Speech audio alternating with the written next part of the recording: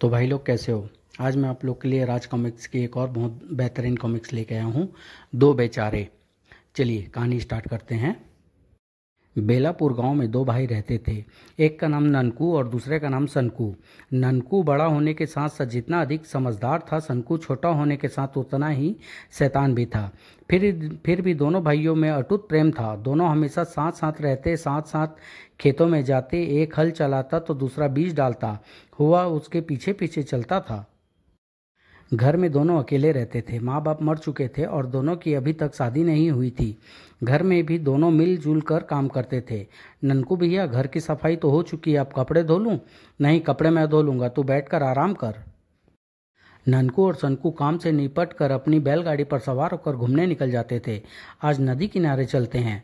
ठीक है, उस तरफ गए काफ़ी दिन हो गए हैं, लेकिन शाम होने से पहले ही वे घर लौट आते थे। ननकू भैया, लौट चलो, सूरज छिपने जा रहा है। असल में उन दोनों का रणधोती का रोग था। रात होते ही उन्हें अंधेरे में कुछ भी दिखाई नहीं देता था। आज लौटने में कुछ ज़्यादा देर हो गई। इस बात को छुपाने के लिए उन्होंने एक तरकीब खोज ली थी। वे रात होने से पहले ही अपने सारे काम धंधे खत्म कर लेते थे, फिर आराम से खाट पर बैठकर गप्पे मारते थे। और ननकू भैया, जब उस भयानक रात में वह शेर मेरी तरफ आ रहा था तो मैंने उसे आंख मार दी। बेचारा डर कर भाग गया। अबे क्यों गप मारता है? रात को तुझे दिखाई ही नहीं देता। अड़ोसी पड़ोसी देखते तो बड़े हैरान होते थे। क्या बात है ननकू, दोनों खाट पर डटे बैठे हो? तुम्हारा खाना कौन बना रहा है? बिना घरवाली के ही बड़ी मौज मस्ती से रहते हो। लेकिन जो लोग उनकी बीमारी के बारे में जानते थे, वे उन्हें देखकर छींटा कसी करने से बाज नहीं आते थे। देखो ननकू सनकू जा रहे हैं, बेचारे दिन के समय ही तो बाहर निकल पाते हैं। बेचारे रात के अंधेरे में कुछ भी नहीं देख सकते, इसीलिए तो दोनों अकेले डोल रहे हैं। इन्हें कोई अपनी लड़की देने के लिए तैयार नहीं है। लोगों की बातें सुनकर सनकू का खून खौल उठता। ननकू भैया, सुना यह रामजी दुकानदार क्या कह रहा है? तू क्यों अपना खून जला रहे हो? इन्हें बोलने दो, एक दिन अपने आप चुप हो जाएंगे। इनका मुंह बंद करना ही पड़ेगा। रणजी कितने दिनों से पीछे पड़ा है। चलो किसी दिन उसकी बहनों को ही देख आए। चलेंगे किसी दिन, लेकिन जल्दी चलना चाहिए, कहीं उनके कानों में भनक पड़ गई तो मुश्किल होगी। आज बड़ी समझदारी की बात कर रहा है, लगता है मेरा भाई अक्लमंद होता जा रहा है। आखिर भाई की समझदारी का कुछ असर होगा या नहीं? ठीक है, फिर रणजी को संदेश भेज देते हैं, अगले शुक्रवार को वहाँ चलेंगे। वहाँ कहीं हमारा भेद न खुल जाए। भेद कैसे खुलेगा? हम सुबह सुबह चलकर अंधेरा होने से पहले अपने घर लौट आएंगे। शुक्रवार के दिन सुबह सुबह। सनकू, बैलगाड़ी तैयार है, अब ज़्यादा देर मत लगाओ, नहीं तो लौटने तक अंधेरा हो जाएगा। सनकू घर से निकलकर बाहर आया। वाह सनकू, क्या खूब जच रहे हो, अभी से दूल्हा नजर आ रहे हो। रहने दो, मुझे मत बनाओ, पहले अपनी तरफ तो देखो। रास्ते में, चलो मेरे शेरो चलो। आज ये जोड़ी सज धज कर कहाँ चली? आज तो दोनों ऐसे जच रहे हैं जैसे ससुराल जा रहे हैं। बैलगाड़ी हवा से बातें करती हुई दौड़ रही थी। धूप कितनी तेज है, बैलों को पानी पिलाना होगा। कोई छायादार जगह दिखे तो बैलगाड़ी रोक लो। थोड़ा आगे बढ़ते ही जंगल शुरू हो गया। चारों तरफ छायादार पेड़ थे। यहीं गाड़ी रोक कर बैलों को खोल देता हूँ। हाँ ननकू भैया, इस पेड़ के नीचे बैठकर हम भी कुछ देर चिलम पी लेंगे।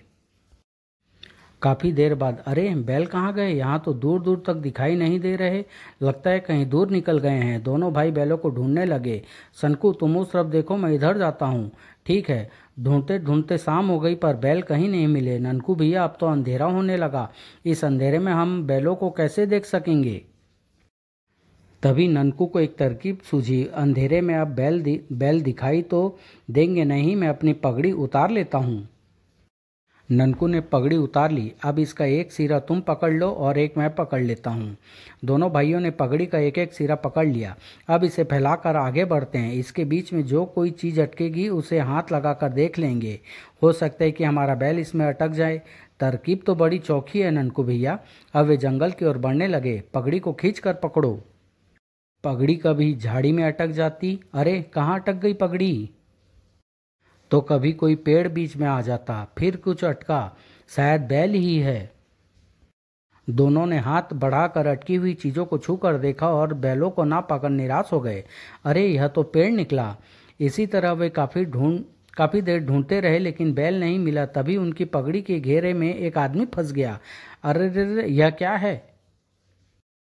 जब उस व्यक्ति ने इन दोनों को देखा तो वह बोला, अरे ननकू सनकू, आप दोनों यहाँ यह पगड़ी से क्या कर रहे हो? अपने होने वाले रणजी की आवाज़ सुनकर दोनों भाइयों के मुंह उतर गए।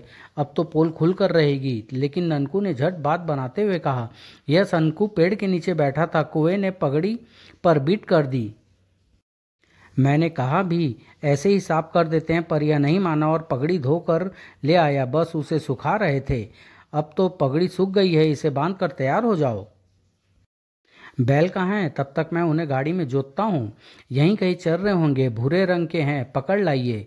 दोनों भाई पगड़ी बांधने में लग गए और रणजी बैलों को ढूंढने लगा। कमबख्त, ये बैल कहाँ गए? थोड़ी देर बाद, लो बैल तो यहीं चल रहे थे, अब इन्हें गाड़ी में जोतता हूँ। रणजी ने झटपट बैलों को गाड़ी में जोता और फिर उनकी सवारी ससुराल की ओर चल पड़ी। ससुराल पहुंचकर दोनों का जोरदार स्वागत हुआ। आइए पधारिए ननकू जी, सनकू जी। दोनों को सजे धजे कमरे में ले जाकर बैठाया गया। आप लोग आराम से बैठो, मैं अभी आया। सनकू, होशियार रहना, कहीं पोल ना खुल जाए। भगवान इलाज रखेंगे। थोड़ी देर बाद, चलिए ननकू जी, सनकू जी, भोजन तैयार है, आप हाथ मुंह धो लीजिए। ननकू और सनकू भोजन करने बैठे। आप लोग भोजन कीजिए, अभी मैं अपनी बहनों को हाथ लस्सी भेजता हूँ। जैसे ही रणजी कमरे से बाहर गया कि पिछले दरवाजे से एक कुत्ता अंदर घुस आया और दोनों की थाली से रोटी उठाकर भाग गया। दोनों ने रोटी की ओर हाथ बढ़ाया तो थाली खाली मिली। अरे, थाली में से रोटी कौन ले गया? सनकू, तुमने ली है? पर रोटी तो मेरी थाली में भी नहीं है। लगता है कुत्ता या चूहा उठा कर ले गया है। अब की बार जरा ध्यान रखना। बेफिक्र रहो, मैंने डंडा तैयार रखा हुआ है। लस्सी लेकर दोनों बहनों को भेजा गया, जिससे ननकू और सनकू की शादी होने वाली थी। जैसी भी दोनों कमरे में आई तो आहट सुनते ही सनकू ने डंडा दे मारा। डंडे की चोट से दोनों बहनें चीख पड़ी, अरे रणजी भैया मर गई, हाय बापू मेरी कमर टूट गई। अरे बाप रे, लगता है मैंने गुणवंती और लाजवंती को पीट दिया है। अब दोनों का रोना सुनकर घर के अन्य लोग दौड़े आए। क्या हुआ? आहा, यह चिल्लाना कैसा? क्या बात है? क्या हो रहा है? ननकू तुरंत बात संभालते हुए बोला, यह सनकू एकदम मूर्ख है। कई बार समझा कर लाया था कि होने वाली पत्नी जब भोजन परोसे तो उसके शरीर से लकड़ी केवल छुआई जाती है। हमारे यहाँ ऐसा रिवाज है, लेकिन इसने करारी चोट मार दी।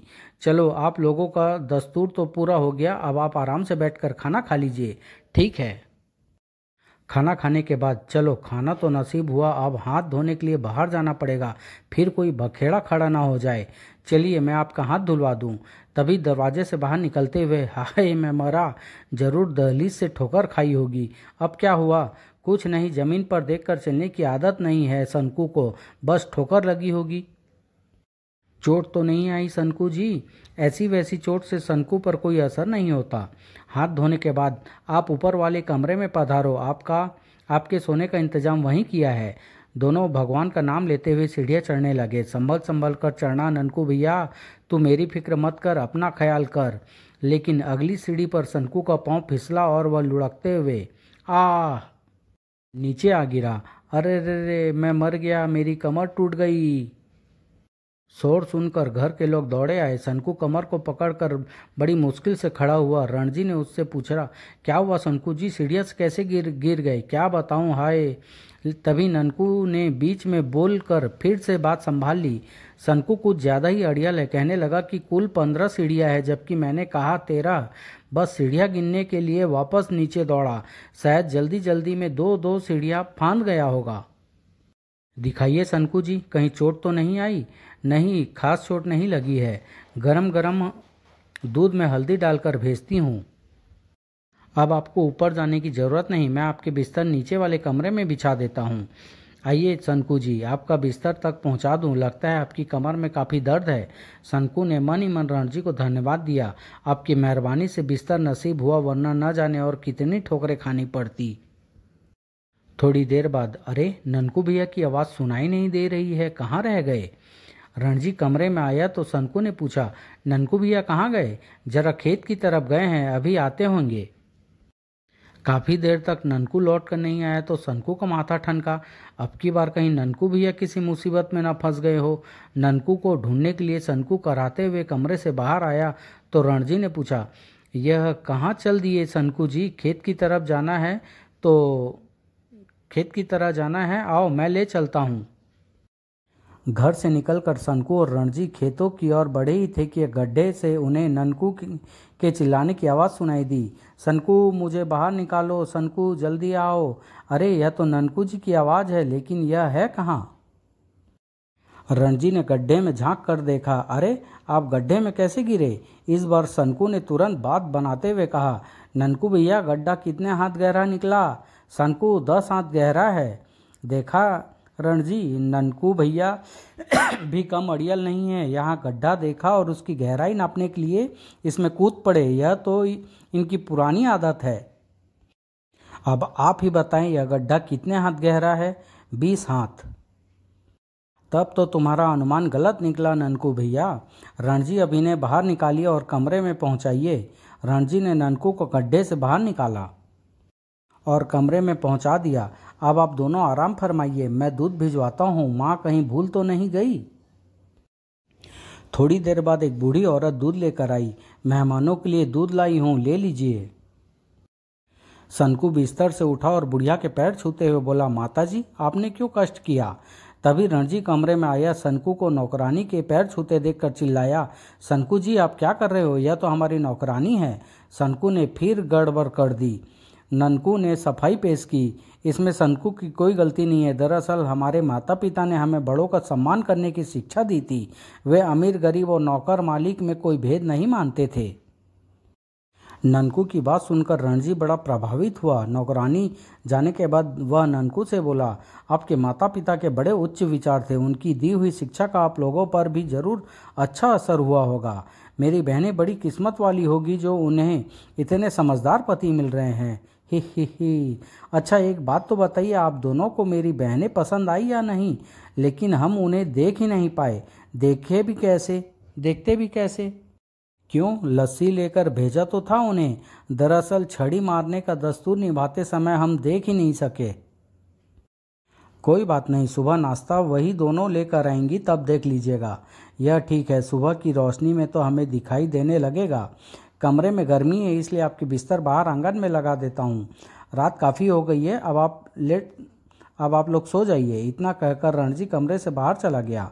दोनों बाहर आंगन में बिछे अपने अपने बिस्तर पर सो गए। आधी रात को ठंड लगी तो वे उठ कर बैठ गए। ननकू सनकू से बोला, चल सनकू अंदर वाले कमरे में चले, यहाँ तो ठंड लग रही है, चलो। अंधेरे में गिरते पड़ते वे दोनों गोदाम में पहुंच गए। लगता है हम किसी गोदाम में पहुंच गए हैं और यहाँ जमीन पर ही सोना पड़ेगा। दोनों ने अपनी अपनी पगड़ी का सिरहाना बनाया और जमीन पर लेट गए। वाह रे हमारी किस्मत, नरम नरम गुदगुदे बिस्तर छोड़कर जमीन मिली है सोने के लिए। थोड़ी देर बाद, मुझे तो कीड़े मकोड़ों के काटने के कारण नींद नहीं आ रही है। बस सवेरा होने में थोड़ी सी देर बाकी है। चुपचाप लेटा रहे, बना बनाया खेल मत बिगाड़। सुबह होते ही रणजी आंगन में आया। अरे बिस्तर तो खाली है। ननकू और सनकू सुबह सुबह कहाँ चले गए? रणजी दौड़ा दौड़ा बाहर अहाते में आया, लेकिन बैलगाड़ी तो खड़ी है। बैलगाड़ी के बिना गांव नहीं लौट सकते। हो सकता है खेतों की तरफ गए हो। रणजी खेतों की तरफ जा पहुंचा, लेकिन यहाँ भी दिखाई नहीं दे रहे हैं। रणजी निराश होकर अपने माँ बाप के पास पहुंचा। माँ बापू, ननकू और सनकू बिना बताए चले गए। क्या कह रहे हो बेटा? रणजी, इतना सुबह कैसे जा सकते हैं? शायद हमारी लड़कियाँ पसंद नहीं आई उन्हें। लड़कियाँ तो देखी ही नहीं उन्होंने। तभी नौकरानी वहां आकर बोली, जब मैं दूध लेकर गई थी तो सामने वाले कमरे में वे दोनों विराजमान थे। हाँ, वहां बैठकर मैंने उनसे बातचीत भी की। रणजी बात अधूरी छोड़कर उस कमरे की और लपका, लेकिन वहां भी ननकू सनकू को न पाकर निराश हो गया। खोज करते करते रणजी ने जाकर गोदाम का भिड़ा हुआ दरवाज़ा खोला तो अंदर का दृश्य देखकर वह भौचक्का रह गया। रणजी के पीछे पीछे सारा परिवार उस कमरे के दरवाजे पर आ खड़ा हुआ। अरे रे, ये गोदाम में आकर जमीन पर क्यों सो रहे हैं? मुझे तो इनके दिमाग में कोई खराबी नजर आती है। आंगन में बिस्तर बिछा तो रखे थे, फिर भी। शोर सुनकर दोनों की नींद खुल गई। भीड़ देखकर वे हैरान हो उठे। अरे इतने लोग क्यों जमा हैं? कहीं हमारी पोल तो नहीं खुल गई? ननकू फुर्ती से उठा और अपने होने वाले सास ससुर के पांव छूने लगा। सनकू ने भी उसका अनुसरण किया। जीते रहो बेटा, लेकिन आप यहाँ गोदाम में कैसे पहुँच गए? आप लोग तो बाहर आंगन में सोए हुए थे। ननकू ने तुरंत बात बनाते हुए कहा, क्या बताऊं, मेरा यह भाई बड़ा ही अड़ियल है, साथ ही इसे हर चीज़ की लंबाई नापने की सनक है। रात को यह कहने लगा कि इस गोदाम की लंबाई इसकी लंबाई से दुगनी है, जबकि मेरा कहना था कि मेरी लंबाई से दुगनी है। लेकिन यह अड़ गया तो मैंने कहा, हाथ कंगन को आरसी क्या, चलो नाप लेते हैं। बस लेट लेट कर कमरे की लंबाई नाप रहे थे कि अचानक आंख लग गई। कमरे की लंबाई नापने का काम भी अधूरा रह गया। इस पर ससुर जी ने मजाक करते हुए कहा, इस काम को अब पूरा कर लो, अब उसकी ज़रूरत नहीं है। लेकिन यह तो पता ही नहीं चला कि कमरे की लंबाई किसके कद से दोगुनी है, मेरे या भैया के। लेकिन हमें पता चल गया है कि गुणवंती का विवाह ननकू से करना ठीक रहेगा और लाजवंती का सनकू से। वह कैसे? गुणों की खान हमारी गुणवंती समझदार ननकू के योग्य है और समझ की जरा सी कच्ची लाजवंती की सनकी सनकू के साथ खरी निभेगी।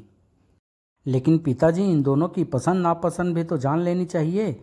इस पर ननकू तुरंत बोला, ससुर जी जो भी करेंगे ठीक ही करेंगे, हमें मंजूर है। ननकू जी, अब शादी का मुहूर्त निकलवाइए और बारात लेकर पधारें। जी बहुत अच्छा।